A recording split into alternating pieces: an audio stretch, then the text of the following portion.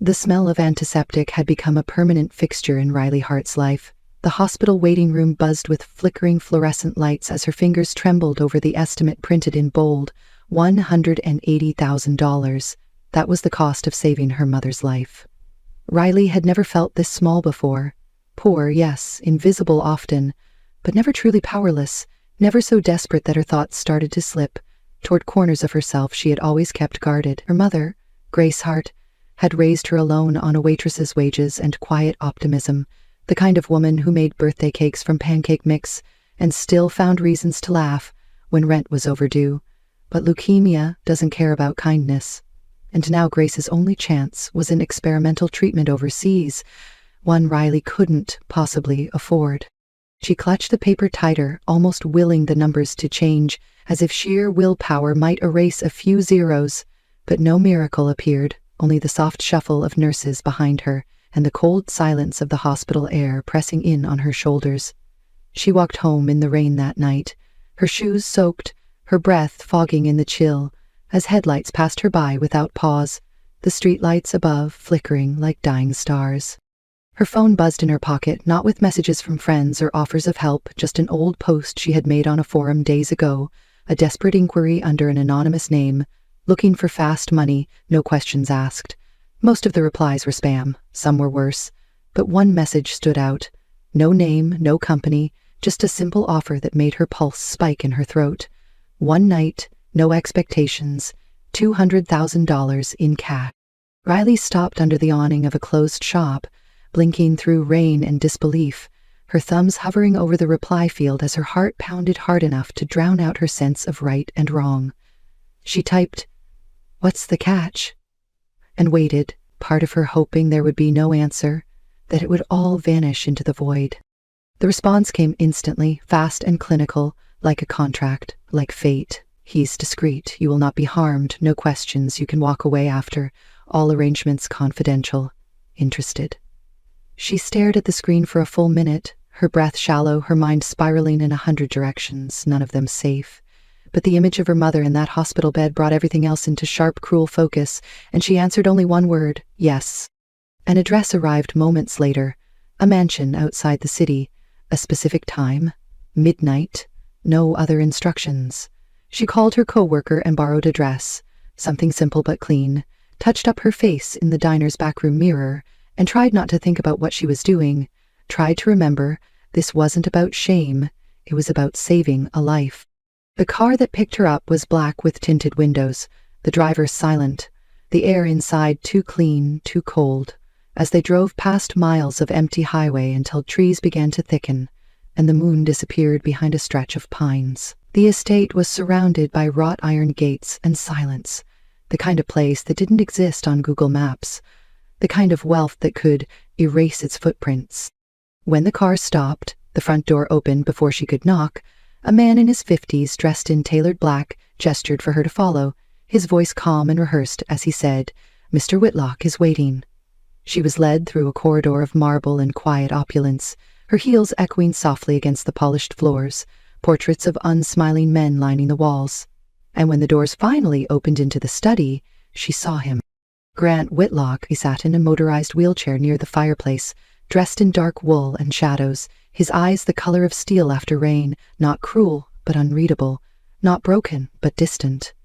Riley froze for a moment, unsure if she was more afraid of him or of herself, and when he gestured to the chair across from him, she sat without a word.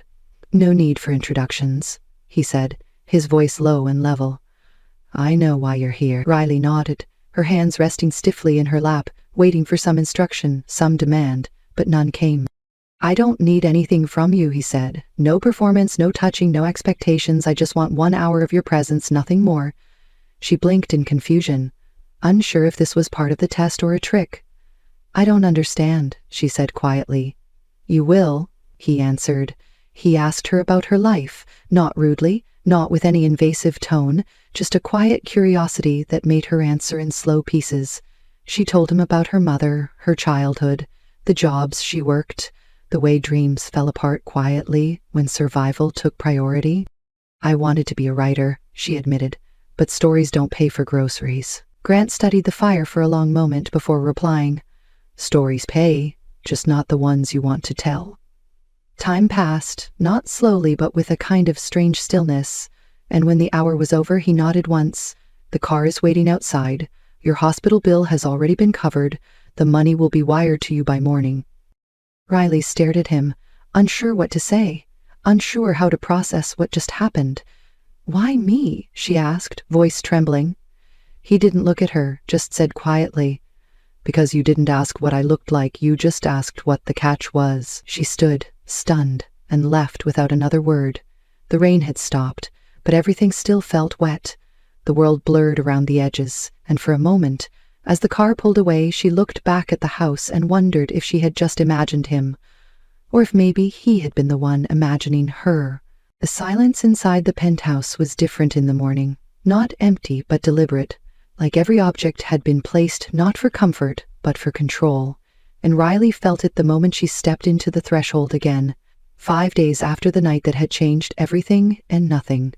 She had told herself she would never return, not because of shame, but because of confusion, the kind that kept her up at night, wondering if what she had seen in Grant Whitlock's eyes was pity, loneliness, or something she wasn't ready to name.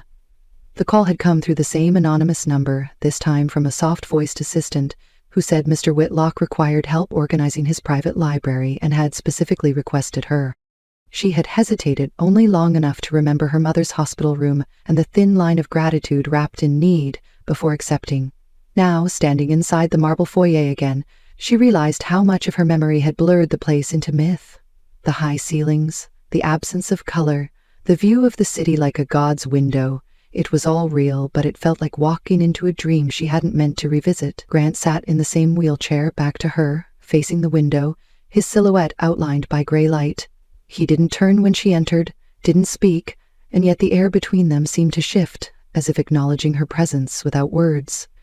"You're early," he said finally, voice flat but not unkind. Riley set down the supply box she'd brought, glanced at the bookshelves surrounding them like silent witnesses, and replied without thinking, "Or you're late." There was a pause, and then, shockingly, the corner of his mouth lifted, barely, like a crack in stone. "Which would you prefer?" he asked. "I didn't think it mattered," she said. "Most things don't," he answered, then wheeled himself away without another word, disappearing behind a corner hallway that Riley had not yet explored. She got to work quietly, dusting first, moving through the shelves one by one, the leather-bound spines unfamiliar but expensive-looking, titles that sounded like they were meant to impress rather than be read. It was almost 2 hours before he spoke to her again, and even then it was not in person but from behind her, his voice close enough to startle. "You organize like someone who's never owned more than 5 books. She turned quickly, heart stuttering. "I haven't," she said before she could stop herself. Grant tilted his head, studying her, his eyes unreadable. "Then you're doing fine." He left again, and for the rest of the afternoon he came and went like a shadow, never lingering, never engaging, but always there, watching. Over the next few days, the routine began to settle. Riley would arrive in the late afternoons, clean, sort, and sometimes talk, not often, just enough to keep the silence from swallowing them whole. She noticed the smallest things, like how his desk was always perfectly aligned, how he never once asked for help moving anything, how the books in his private collection were all first editions, untouched. But more than anything, she noticed him, the way he seemed detached from the luxury around him, how the wealth looked more like armor than comfort, and how his stillness felt like something chosen, not inflicted. But afternoon, after she'd finished wiping down a row of shelves, she found him in the sunroom, staring out at the skyline with a blank expression.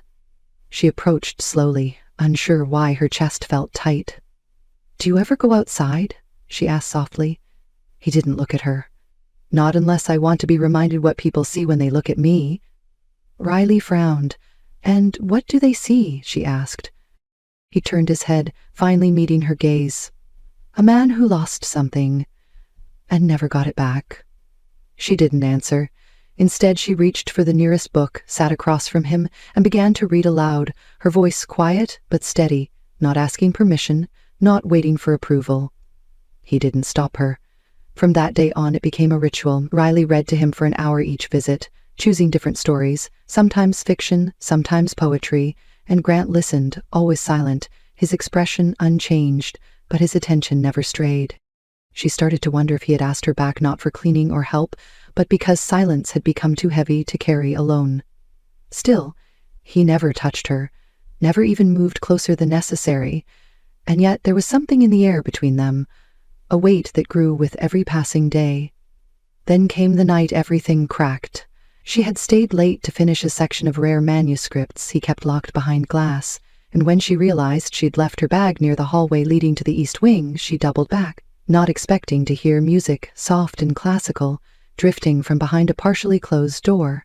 She approached quietly, and what she saw made her blood freeze. Grant Whitlock was standing, not just standing, but moving, perfectly balanced, stretching, sweat running down his back as he trained with focused precision. No chair, no limb, no sign of disability, she gasped before she could stop it, and he turned, eyes wide with something that wasn't fear or guilt, but resolve. "Riley," he said, his voice sharp but calm. "You weren't supposed to see this." She backed away, heart racing, confusion crashing over her like a wave. "You lied. You've been pretending this whole time." Grant stepped forward, no hesitation in his stride, every movement smooth, controlled, powerful. "Yes, I have," he said, "and I didn't expect you to understand." "Understand what?" she demanded. "That you played me, used my desperation to entertain yourself." But even as she said it, part of her didn't believe it, because the man in front of her didn't look smug, didn't look cruel. He looked exposed. "I don't need your forgiveness," he said, his voice quieter now. "But I do need you to know. I never lied to hurt you. I lied to survive." Riley stared at him, breath shallow, a dozen questions rising in her chest, but all she could say was, "Then why me?" His answer came after a long pause. "Because you didn't flinch when you saw the wheelchair, because you spoke to me like I was still a man, and because I wanted to know what it felt like to be seen by someone who had nothing to gain." She didn't respond, just turned and walked away, the door clicking softly behind her, leaving him standing alone, not in weakness, but in something far more dangerous. True. The next morning, Riley could not stop replaying the image in her head.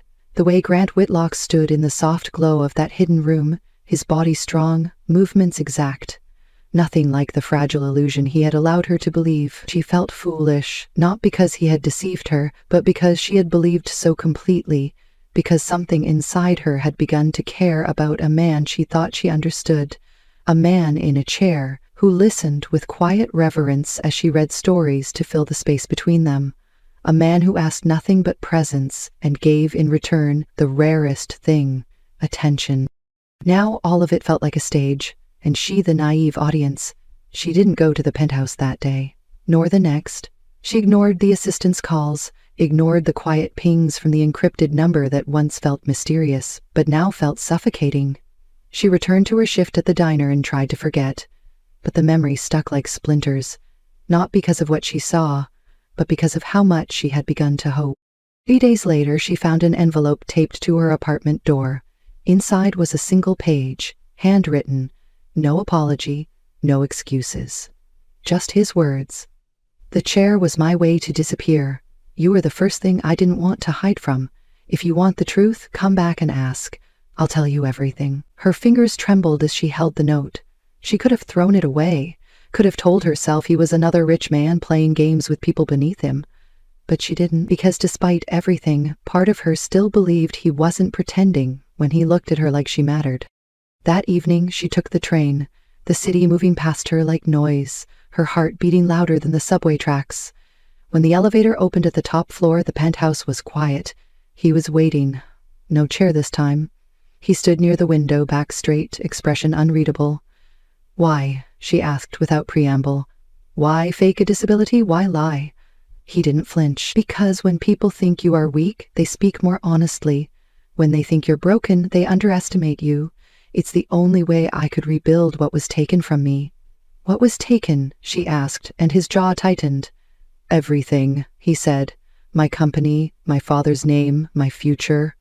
He walked past her, slow, not hesitant but deliberate, each step a silent confession. 8 years ago, I trusted the wrong man, a board member. He embezzled millions, crashed the company stock, and left me to take the fall. The press tore me apart. The lawsuits buried me. I lost everything, so I vanished. Let them believe I was ruined. Let them think I couldn't fight back. Riley stared at him, the pieces forming faster than she could process. You disappeared into a wheelchair, she said. I disappeared into silence, he corrected. The chair was just part of it. It gave me the cover I needed to work in the shadows, to buy back my company through silent partners, to watch those who betrayed me beg for favors without realizing who they were begging. So this was revenge, she asked. At first, he admitted. But then I met you. She didn't speak. He stepped closer. I never meant to involve you, but you were different. You weren't impressed by the money. You weren't afraid of the silence. You sat in this room and read to me like I was human, not a profile, not a name. And for the first time in years, I wanted to tell the truth. But you didn't, she said. You let me think you were something you're not. No, he said. I let you see the part of me I'd buried. She looked away, arms crossed, her voice low. You don't get to use me as your redemption story. He stepped back, eyes heavy. I'm not asking you to forgive me. I'm asking you to know the truth before you walk away. She turned to leave, her hand on the door, but paused. You said I could ask anything. One question. He nodded. Was I just another test? She asked. A way to see if you could still control a narrative? His answer came soft but unwavering. You were the first thing I didn't want to control. She left without another word, heart pounding harder than it had in years, not from fear, but from something else. Recognition. Riley did not return to the penthouse for over a week. Each day she told herself she was done with Grant Whitlock, with his games, with the carefully constructed world he built on secrets and shadows. She poured herself into double shifts at the diner, helped her mother through chemo appointments, and ignored the ache that settled in her chest at night when the city got quiet. But the truth had a way of haunting her. It wasn't just about the lie, it was about how it made her question everything that had felt real. The conversations, the quiet listening, the way he had looked at her like she was not just seen but known. It was easier to stay angry, easier to pretend none of it had mattered. But some truths refused to stay buried. One night, as she walked home from work, she saw him, not in a car or a suit, not in the safety of the penthouse, but standing under the awning of the corner bookstore. No wheelchair, no disguise, just a man waiting. The street lights flickered overhead, and the city moved around them, unaware. Riley froze. He didn't speak right away, just looked at her with eyes that seemed far less guarded than before. You left, he said. She nodded. You lied. Yes, he replied. But not about everything. She crossed her arms. So which part was real? His voice came without hesitation. The part where I started needing to see you, even when I knew I shouldn't. That was what broke her stillness, not the words, but the honesty in them. She didn't move toward him, but she didn't walk away, either. What do you want from me now? She asked. Nothing, he said. That's why I'm here. I needed you to see that I'm still standing, and I'm not asking you to fix or forgive me. I just wanted to see you again, outside of all that noise. Riley didn't know what to say. She had spent the last week convincing herself that whatever they had was nothing, a trick of proximity and loneliness, but now, face to face again, she saw the man who had sat and listened to her read, who had offered her silence instead of seduction, who had looked at her not like a mistake, but like an answer. You don't make things easy, she said. I never learned how, he replied. That made her smile, just barely, and she hated that he noticed. Come with me, she said suddenly, surprising even herself. He blinked. Where? Somewhere not made of marble, she said. They walked in silence to the subway station, people brushing past them, nobody noticing the billionaire in worn boots beside the waitress in second-hand jeans. She took him to the diner where she worked, empty now, the chairs stacked except for one booth in the corner. She poured them both coffee and sat across from him, the fluorescent lights humming above. This is where I live, she said. Not the diner, but this life. Tight shoes, tired eyes, and tips that barely make rent. You wanted to disappear into a wheelchair? I disappear behind a smile.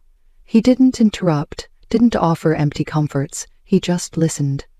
I never hated you for lying, she continued.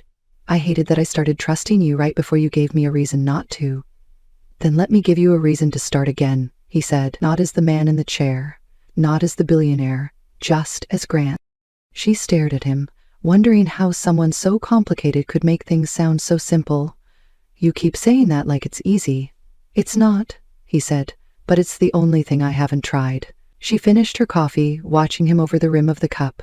"If I give you a chance, it's not because I trust you again," she said. "It's because I want to see if you can earn it." He nodded. "That's more than I deserve." "Yeah," she said. "But you're getting it anyway." They didn't kiss, didn't touch, just sat across from each other while the neon signs flickered outside and the city kept breathing. It was the most honest moment they had shared, stripped of power, status, or expectations, just two people who had both learned to survive by hiding, now trying to figure out what it meant to be seen. The next few days unfolded slowly and without promise. Riley didn't return to the penthouse, and Grant didn't call, not because they were avoiding each other, but because something delicate had formed between them, something neither of them knew how to name yet. It was not a relationship, not forgiveness, not even hope.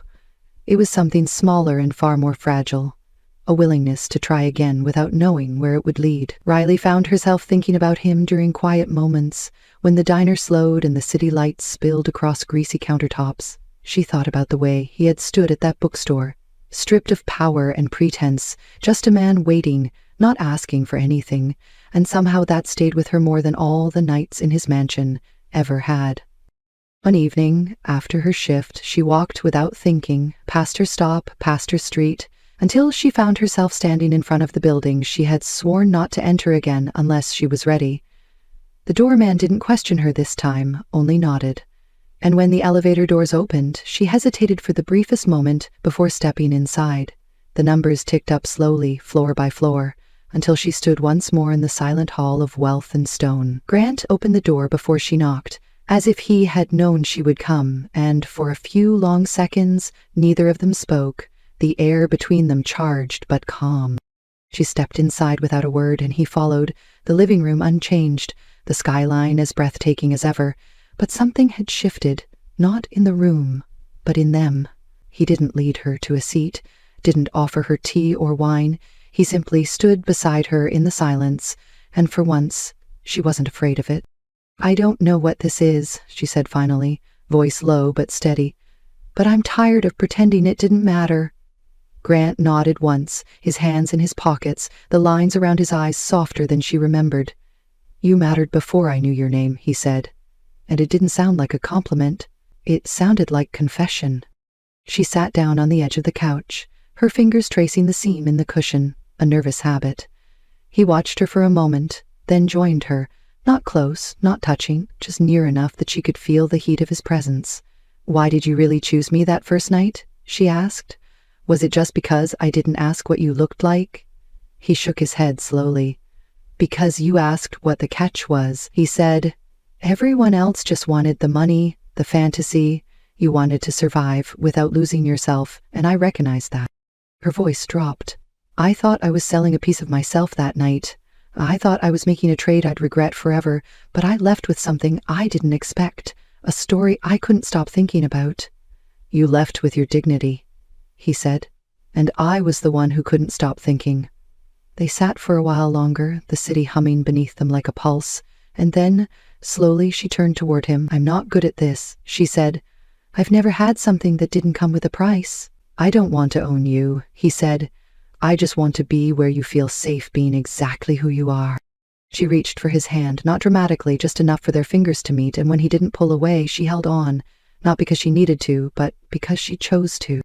That night, she didn't stay over, didn't fall into his bed or his arms. Instead, she left quietly, her coat wrapped tight around her, her heart steadier than it had been in weeks, because she understood now what they were building wasn't a rescue or a romance. It was trust, and that would take more than a single night. Over the following weeks, their rhythm returned, but it was different, softer, more grounded. Riley still worked her shifts, still helped her mother, still lived in her cramped apartment, but now there was a space in her week reserved for late conversations in Grant's kitchen, shared silence over tea, and the unspoken comfort of presence. He showed her parts of himself no one else had seen, sketches of old product designs from when he still believed in ideas, not markets, recordings of his father's speeches before the collapse, photos of a boy who used to smile more, and she, in return, showed him her drawings, rough and hesitant at first, then bolder, stories scribbled in the margins, tiny pieces of the life she had buried under responsibility. Grant had a habit of asking quiet questions at the most unexpected times, like what color she dreamed in, or what she would do if fear didn't matter, and she surprised herself with the answers, not because she didn't know them, but because no one had ever cared to ask. Still, nothing physical passed between them, no kisses, no promises, but the emotional closeness deepened, and it terrified her more than anything else ever had. One evening, he invited her to a rooftop dinner, just the two of them, candles flickering against the skyline, the table set with care, not opulence. She wore a simple black dress, the same one from the first night, and he, for the first time, looked nervous. "I didn't bring you here to impress you," he said. "I brought you here because I don't know how else to say that this matters to me more than I know how to handle." She looked out at the city, then back at him. "Then let's stop handling it," she said, "and just let it be real." He reached for her hand again, and this time she didn't just hold it, she leaned into his shoulder, the tension slowly melting into quiet. There was no music, no speech, no sudden declarations, only two people who had unlearned how to trust, slowly finding their way back to it. The days that followed blurred into a rhythm neither of them defined but both understood. Grant continued his work quietly, meetings behind closed doors and strategy papers spread across marble countertops, while Riley moved between shifts at the diner and hospital visits with her mother. But every other evening she returned to the penthouse, not as a guest, and not quite as something more, but as a presence that made the cold walls feel slightly warmer. The hours they shared were not grand or eventful, yet each one deepened something between them that had nothing to do with romance and everything to do with recognition. They didn't speak in declarations or fall into passion. Instead, they learned the shape of each other's silence, the rhythms of breath that filled the spaces between words, and it was in those quiet places that something real began to form, something patient and unspoken, and undeniably growing. One night, as the city rain tapped gently against the tall windows, Riley found herself curled on the floor near the fireplace, sketchbook in her lap, while Grant sat nearby reading, the kind of night where nothing needed to happen because everything already was. She had stopped questioning the peace she found in his presence, had stopped needing to label what they were, but when she caught him watching her over the edge of his book with a gaze not full of hunger but of reverence, her breath caught, not because she was afraid, but because she was seen again, fully and without judgment. "Do you ever miss it?" she asked, not looking up. "The chair, the mask, the distance." Grant closed the book slowly and answered after a beat. "Sometimes. Pretending was easier than healing." Riley nodded, understanding that too well. "But healing is the only thing that lets you move forward," she said quietly, "even if it's slow and messy."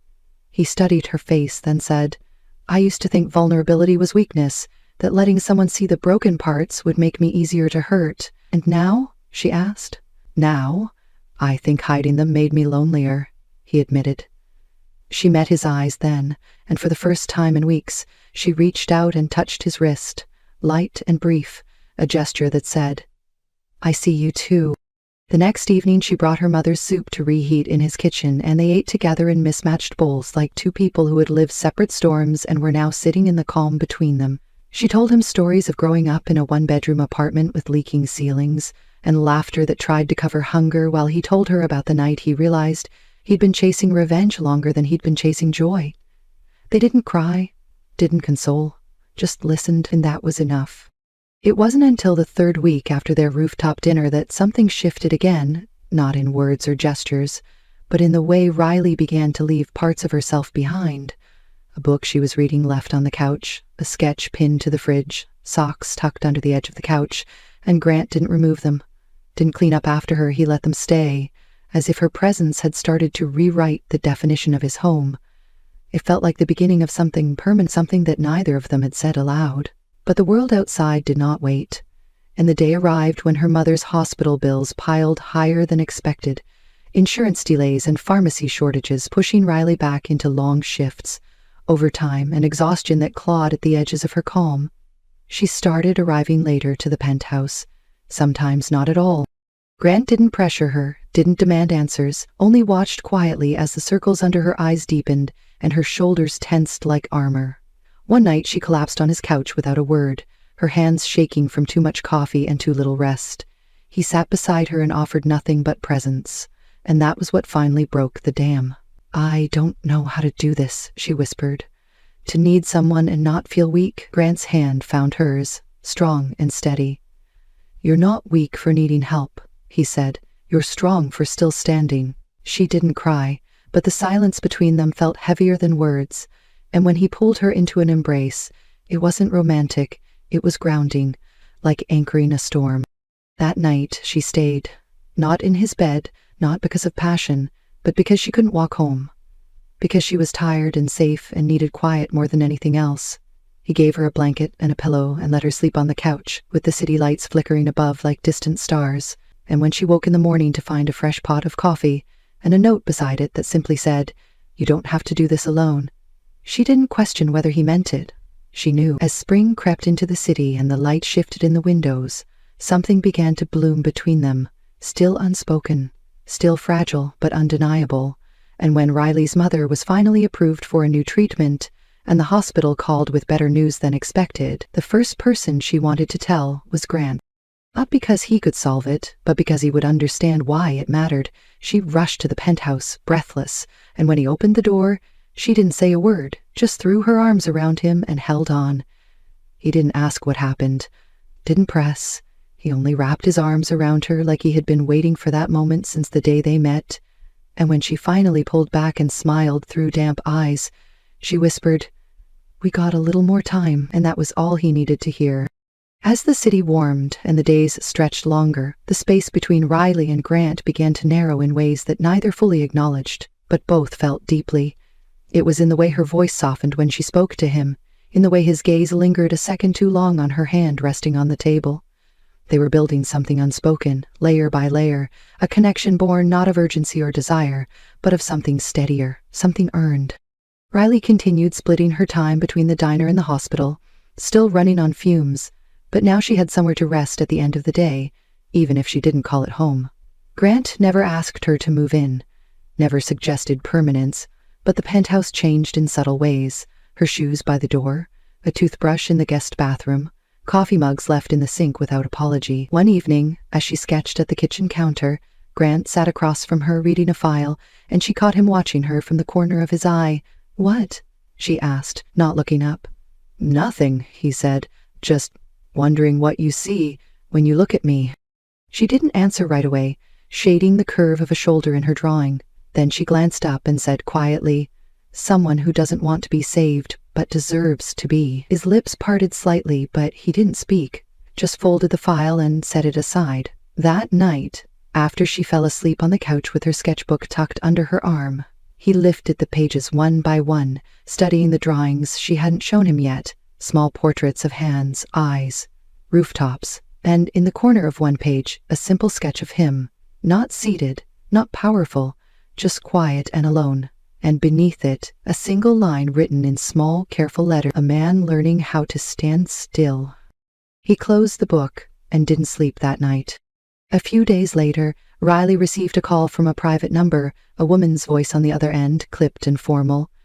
"Kane, I'm with Whitlock Holdings. I'm afraid we need to speak regarding a matter involving Grant Whitlock." The words chilled her before she even understood why. When she arrived at the office, a sleek tower in Midtown she had never visited before, she was escorted to a private conference room where a stern-faced executive waited. "Are you aware of Mr. Whitlock's financial arrangements regarding your family?" the woman asked without preamble. Riley frowned, confused. "What arrangements?" The woman slid a folder across the table. Inside were documents, payment transfers, legal notes, anonymous donations traced back to shell companies. "Mr. Whitlock has been funding your mother's treatments for over 3 months, the woman said flatly, "through back channels, undisclosed gifts, and off-record account." Riley felt her stomach twist.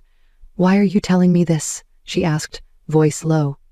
"Because the board is concerned," the woman replied, "that his decisions are being influenced by personal relationships which compromise the firm's integrity." Riley stood without responding, heart pounding, hands numb. She left the building in a daze, the city around her a blur. She felt betrayed, not by the act of kindness, but by the silence, by the way he had decided what she needed without ever asking, by the fact that her independence had been quietly underwritten without her knowledge. When she reached the penthouse, Grant was waiting. He rose when he saw her, but paused at her expression. "You knew," she said, and his face tensed. "I wanted to help," he said. "I didn't want it to come between us." "But you didn't ask," she whispered. "You decided for me." He moved toward her, but she stepped back. "I opened up to you. I told you how hard it was to stand on my own, and you went behind my back and took that choice away." "It wasn't about control," he said. "It was about care." "You don't get to care in secret," she snapped. "That's not care.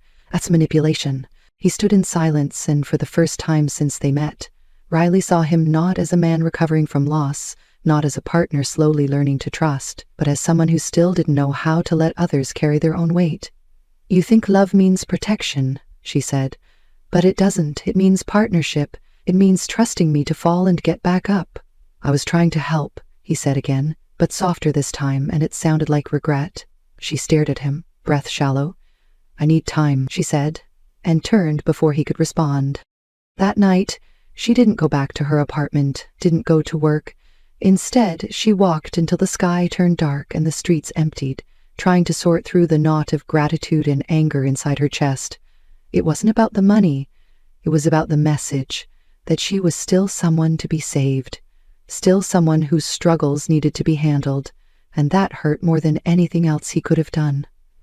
When she finally returned to her apartment in the early morning light, she found an envelope under her door, his handwriting on the outside.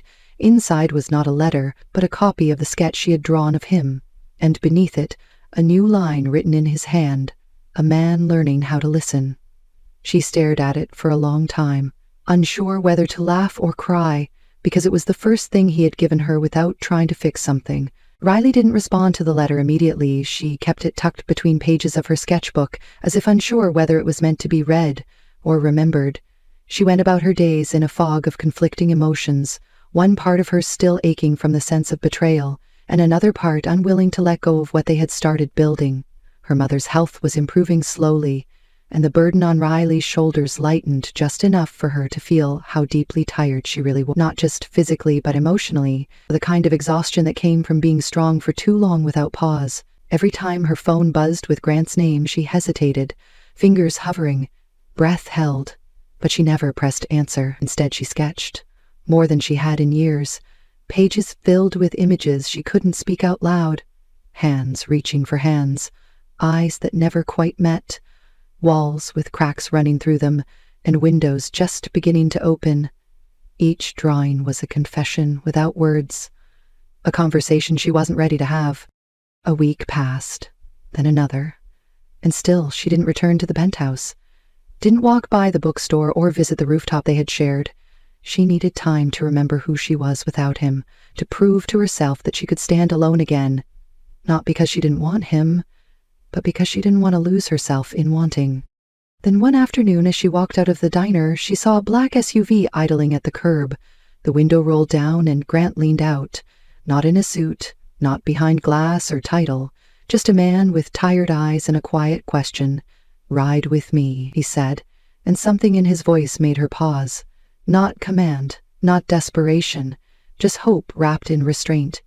She got in without speaking. The city slipped by in silence. He didn't reach for her, didn't look at her more than once, only stared out the window, as if afraid too much eye contact might break the fragile bridge between them. He drove them to a place she didn't recognize at first, a brownstone in Brooklyn, old but clean, with ivy curling up the sides and laughter drifting faintly from a backyard. He parked and got out, walked around to open her door, and gestured for her to follow. Confused but curious, she stepped into the quiet hallway and followed him up a narrow staircase until they reached a small studio, the smell of paint and paper and something warm in the air. "What is this?" she asked softly. "A space I bought," he said. "For you." Her heart clenched. "Grant!" "No," he interrupted gently. "Not like that. Not a gift. A choice. If you want it, it's yours. If not, I'll sell it next week. I just needed to show you that I hear you, that I'm not here to fix your life, only to make room for it." She stepped inside slowly, The walls were bare but bright, natural light pouring through tall windows, a corner desk already set up with her favorite sketchbooks, and the pens she always said were too expensive. "I listened," he said again, "to the things you never asked for, and this is what I heard." She turned to face him, unsure whether to yell or cry or kiss him, but instead she said, "Why?" And his answer came without pause. "Because I want to build something with you that isn't built on debt or gratitude or power, just choice." She looked around the studio again, the way the shadows moved on the walls, the quiet promise it held, and she realized he wasn't giving her something, he was offering her a place to begin, on her own terms. "What if I say no?" she asked. "Then we walk away," he said, "and I carry nothing but the hope that you'll find what you need." She took a breath, deep and slow, then whispered, "And if I say yes?" He smiled, not wide, but real. "Then we start again, not from scratch, but from truth." That evening, she didn't return to her apartment. She stayed in the studio long after he left, sketching by the window until the stars came out, and when she finally closed the notebook and looked up, she felt something shift inside her. Not the vanishing of pain, but the arrival of possibility. She didn't know if they would make it, didn't know if trust once cracked could truly be whole again. But she knew this time the choice was hers, not forced, not bargained, not bought, and that made all the difference. Over the following weeks, Riley began to visit the studio more often. Not every day and not always for long, but enough for the space to feel like hers. She painted late into the evening, sometimes with jazz humming from an old speaker Grant had left in the corner, sometimes in silence, so complete she could hear the scratch of graphite on paper, as if the world had narrowed to her and the page. She didn't move in, didn't quit her job, didn't uproot the life she had fought so hard to protect. Instead, she let herself grow roots in two places, one still defined by survival, the other now quietly shaped by choice, and Grant respected every boundary she drew. He didn't call unless she called first, didn't visit unless she invited him, and never once asked what she was drawing, though she knew he was curious. It was the absence of pressure that let her trust begin to mend, not all at once and not completely, but enough to let her lean again without flinching. Then one Sunday afternoon, as lights spilled across the studio floor, Riley found herself sketching him. Not the man she had met that first night, or the one who had stood in silence as she stormed out of his penthouse, but the one who showed up without answers, who waited outside diners at 2 a.m. without expectations, the one who had offered her space without claiming her story. She finished the drawing in slow, careful lines, a man sitting in a chair that wasn't his wheelchair, head bowed, one hand curled loosely around a coffee mug, and for the first time she added color, not much, just the pale orange of sunrise across his shoulders, and a faint blue where the light touched the edges of his jaw. When it was done, she stared at it for a long time before slipping it into an envelope and walking 3 blocks to where she knew he'd be. Grant answered the door without surprise, wearing a plain gray t-shirt and glasses she had never seen before, his hair slightly tousled like he'd been running a hand through it too often. He stepped aside silently, and she entered the penthouse that once felt like a glass palace and now felt more like a quiet memory. She didn't sit, just placed the envelope on the counter and looked at him. "I'm not here to say I forgive you," she said, "because I think we're past that." He nodded slowly, listening with a stillness she had grown to trust. "I'm here because I want to stop running from what's real," she continued. "Even if it's messy, even if it's slow, I want to try together." He stepped forward then, not quickly, not dramatically, but with the same deliberate calm he always used when something mattered. "I don't need perfect," he said. "I just need honest." And when she reached for his hand, he didn't hesitate, their fingers laced easily like muscle memory. They didn't rush into anything after that, didn't move in together, didn't announce anything, but they began to live in each other's orbits more fully. Riley spent 3 nights a week at the studio, one at her mother's and the others curled on Grant's couch with her feet tucked under her and a sketch pad balanced on her knees. They cooked together on Thursdays, walked through flea markets on Sundays, and sometimes spent hours saying nothing at all. The world had not stopped demanding things from them. Grant's business still needed attention. Riley's mother still had good days and bad. Bills still arrived and stress still crept in around the edges.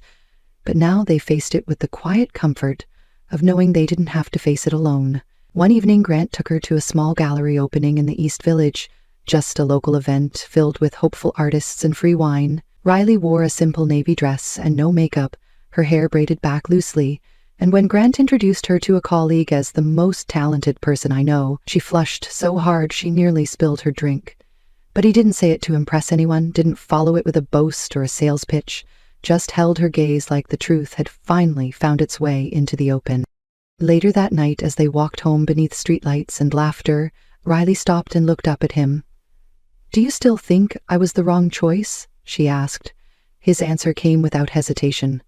"You were the only real choice I ever made." And then he kissed her. Not the kind of kiss that burns fast and bright, but the kind that settles in your chest and reminds you how to breathe. She kissed him back with all the patience they had built between them, all the trust and fear and quiet that had led to this, and for the first time since their story began, there was no weight left between them, only warmth. The shift came one late afternoon in early spring when the sun hung low and golden over the skyline, and Riley stepped into the studio to find Grant already there. Not waiting, not hovering, just sitting on the floor in front of the window, sketchbook in his lap, pencil in hand, and an expression of such quiet concentration it took her a full minute to speak. When she did, her voice was soft, curious. "You're drawing." He looked up and smiled slightly, a bit sheepish, a bit proud. "Trying anyway," he said. "Not like you, but I wanted to see what it felt like." She sat beside him, leaning into the warmth spilling across the floor, and peeked at the page. It was a mess, unpracticed lines and uneven shapes. But it wasn't bad. It was honest. She touched the edge of the paper and said quietly, "This means more than anything you've ever bought me."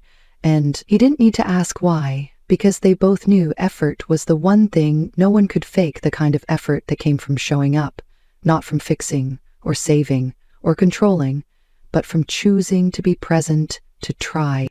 That evening, as they sat on the floor eating takeout and listening to a playlist Riley had made months earlier, a knock came at the studio door, unexpected. Firm. She opened it and found a delivery man holding a thick envelope, marked with official seals. It was a legal summons, directed at Grant.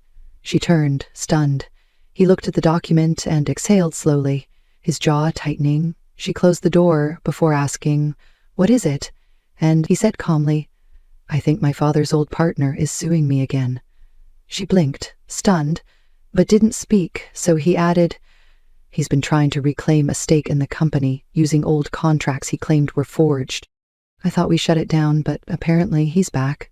She sat beside him on the floor, knees touching. "What does this mean?" He met her gaze. "It means we go to court. It means everything I've built might get dragged through the mud again, and it means he hasn't forgotten me." She studied his face, searching for the fear she expected, but found only tired resolve, and behind it something else. Not fear, but protection.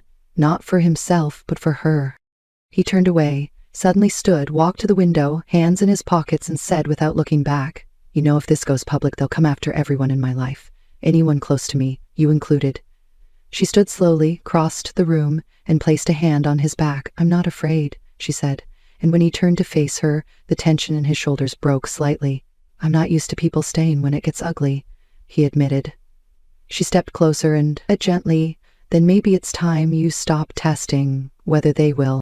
In the days that followed, the lawsuit news broke, headlines swirled, articles speculated, rumors churned, and, though Grant had prepared for it, nothing could shield him from the weight of being the center of a public storm again.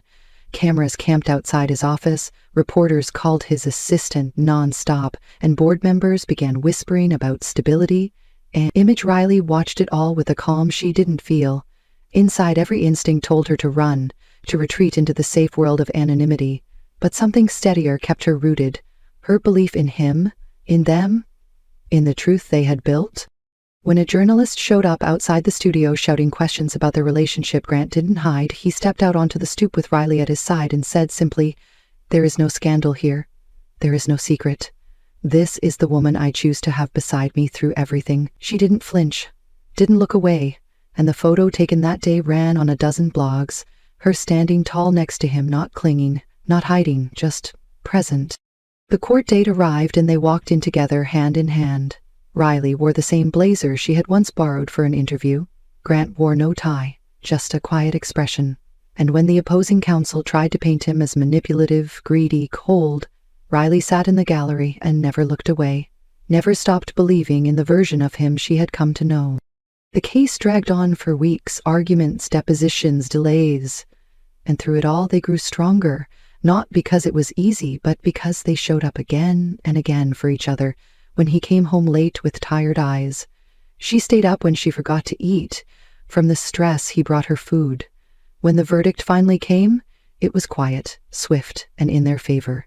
The judge dismissed the claim, citing lack of evidence, and intent. The headlines turned again, now calling Grant resilient, vindicated, victorious. But neither of them celebrated with champagne or parties. Instead, they returned to the studio, opened the windows, and sat on the floor, again, this time in silence, breathing relief. That night, Grant took her hand, looked at her with a stillness that was anything but empty, and said softly, "Thank you. Not just for staying, but for seeing me through this." Her fingers tightened around his, and she replied, "You didn't need saving, you just needed someone to believe you were worth standing beside. And I did." And in that moment, with the city stretching wide beyond the glass, and the dust of old ghosts finally settling, something impossible had happened. Not a miracle, not a twist, but the quiet choice to stay. The quiet bravery to trust the impossible had never been his recovery or her resilience. It was the fact that against every reason to protect themselves, they had chosen each other, fully,